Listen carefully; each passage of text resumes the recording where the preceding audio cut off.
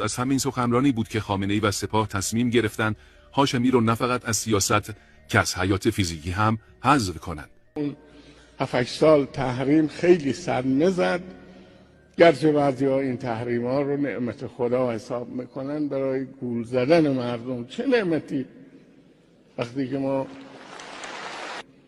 ما در این شرایط هستیم؟ چرا باید خودمون رو محدود بکنیم به این حرفایی که از من در آوردیه؟ اینا به اسم انقلاب و اسلام و مقاومت و اینا به خورد مردم اینجوری ندن. چه فایده داشت؟ و اینجا بود که فرمان قتل رو داد.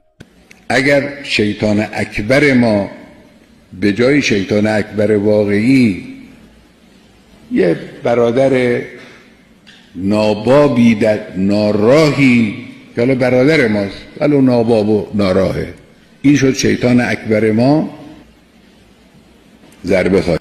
جسد بیجان اکبر هاشمی در استخر پیدا شد.